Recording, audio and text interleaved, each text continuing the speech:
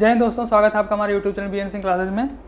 इसके पहले हम लोग जितने भी मतलब कॉन्स्टिट्यूशन डेवलपमेंट के जो वीडियोस थे, इसके लास्ट हमने बात किया था इंडियन इंडिपेंडेंस एक्ट 1947, ठीक है।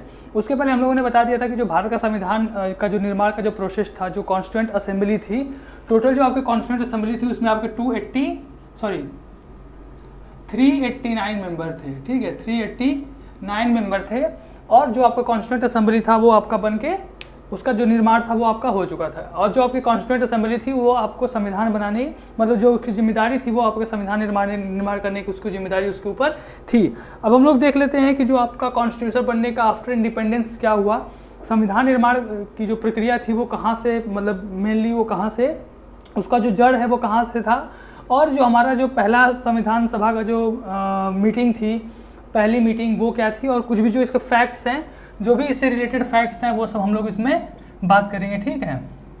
ठीक है, सबसे पहले हम लोग बात करेंगे, देखिए सबसे पहले अगर हम संविधान निर्माण की, अगर संविधान निर्माण करने की जो बात थी, यानी कि जो कॉन्स्टिट्यूएंट असेंबली होनी चाहिए, यानी कि एक संविधान सभा होना चाहिए जो भारत के संविधान का निर्माण करे। अगर इसके बारे में अगर सबसे पहली बार अगर किसी ने बात की थी तो वो थे आपके M.N. रॉय, ठीक है। M.N. रॉय जो थे आपके एक लेफ्टिस्ट लीडर थे, ठीक है, लेफ्ट विचारधारा के एक नेता थे, कम्युनिस्ट को फॉलो करते थे ये। और अगर कांग्रेस ने ऑफिशियली जो कॉन्स्टिट्यूएंट असेंबली, यानी कि जो आपकी संविधान सभा का जो डिमांड था उसको मान लिया था, अगर इसको स्वीकार किया था, तो वो किया था आपका 1935 में। 1935 में जो कांग्रेस थी, इसने ऑफिशियली जो कॉन्स्टिट्यूएंट असेंबली जो डिमांड थी उसको, मतलब इसने डिमांड किया था कि एक कॉन्स्टिट्यूएंट असेंबली होनी चाहिए, एक संविधान सभा होना चाहिए जो भारत के संविधान का निर्माण कर सके।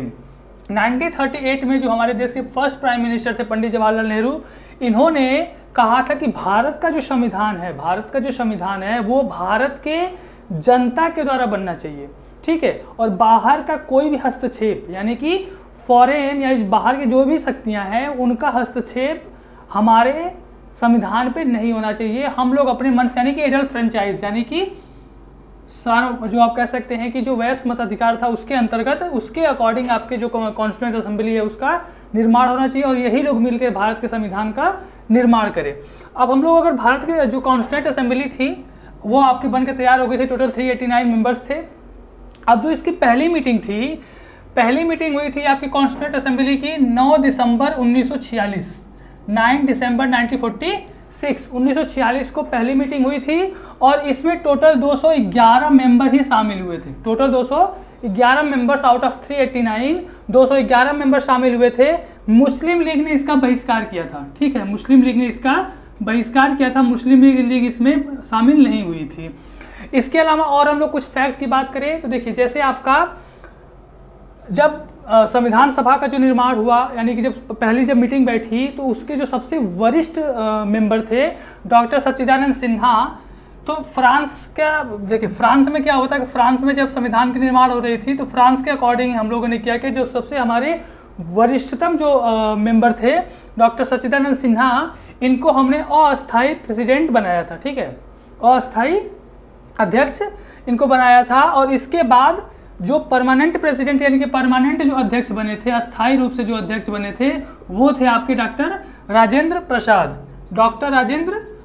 ठीक है। डॉक्टर राजेंद्र प्रसाद, आपको पता होगा 1950 में जो हमारा संविधान बनके तैयार हो गया था, लागू हो गया था 26 जनवरी 1950 को, तो ये हमारे देश के पहले राष्ट्रपति भी थे, फर्स्ट प्रेसिडेंट भी थे, ठीक है।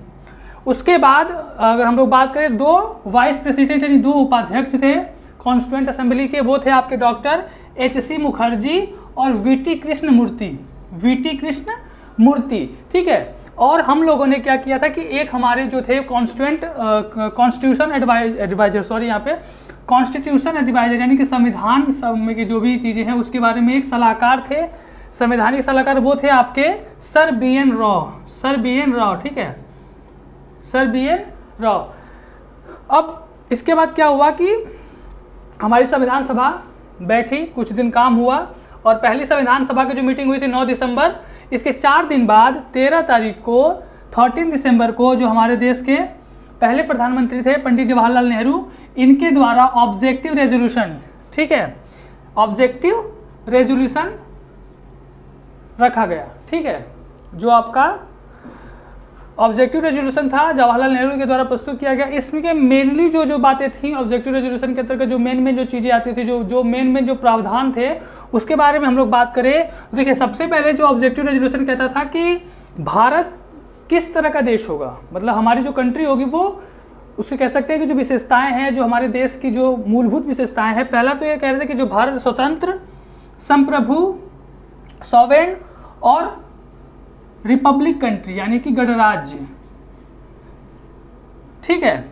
इसके अलावा इन्होंने कहा, इसमें जो ऑब्जेक्टिव रेजोल्यूशन में था कि भारत क्या है कि अपने भविष्य के प्रशासन के लिए अपना संविधान निर्माण करने की जो मतलब जो प्रक्रिया है उसको आगे बढ़ा रहा है। और जितने भी क्षेत्र हैं, चाहे वो कोई भी इंडिया का कोई भी क्षेत्र, चाहे प्रिंसली स्टेट हो या ब्रिटिश के मतलब ब्रिटिश गवर्नमेंट के अंदर में आने वाली जितनी भी चीज़ें, क्योंकि 1946 में ये चीज़ स्टार्ट हो गई थी, तो उस समय अभी देश आज़ाद नहीं हुआ था।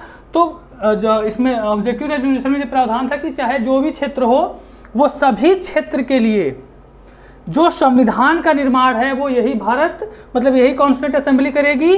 और जितने भी सीमा हैं, जो भी बॉर्डर हैं, उन सब का निर्धारण कॉन्स्टिट्यूंट असेंबली के द्वारा ही किया जाएगा, ठीक है। इसके अलावा इसमें और क्या प्रावधान था कि संप्रभु भारत के सभी शक्तियां एवं प्राधिकार का जो स्रोत है, ठीक है, जो सोर्स है वो भारत की जनता होगी। यानी कि कहने का मतलब है कि जो सॉवेरेनिटी है, जो संप्रभुता है, वो किसमें निहित है? भारत की जनता में, यानी कि द सिटीजन ऑफ दैट, मतलब दिस कंट्री, यानी कि इस देश की जो जनता है उसमें निहित है संप्रभु, ठीक है। इसके अलावा और भी जो कह सकते हैं कि जो हमारे जो अल्पसंख्यक थे, यानी कि जो अल्पसंख्यक हैं या जो पिछड़े हैं या जो मान लीजिए आप जब कोई अनुसूचित जाति है, जनजाति है, इनके लिए भी स्पेशल प्रावधान बनाने की इसमें बात की गई थी। और ये जो आपका ऑब्जेक्टिव रेजोल्यूशन था, ये 22 जनवरी 1947 को सर्वसम्मति से स्वीकार कर लिया गया, ठीक है। सर्वसम्मति से ये स्वीकार कर लिया गया। और आगे चल के जो हमारा प्रियम्बल है, जो हमारे कॉन्स्टिट्यूशन का जो प्रियम्बल है, यानी कि जो प्रस्तावना है, जो संविधान का एक अभिन्न अंग है, वो इन्हीं सब बातों को थोड़ा मतलब कह सकते हैं कि इसको थोड़ा और भी मतलब अच्छे से करके, इसको थोड़ा चेंज करके यही सब बातें हमारी प्रस्तावना के अंतर्गत आती हैं। प्रस्तावना में यही सब लिखा गया है, ठीक है। तो ये हमारा है। अब इसके आगे जो भी मतलब संविधान निर्माण की जो प्रक्रिया है, जो चीज़ें आएंगी उस पर हम लोग डिस्कस करेंगे, ठीक है। और प्लीज़ जो हमारा चैनल है BN सिंह क्लासेस, उसे आप लोग सब्सक्राइब करें। थैंक यू, जय हिंद।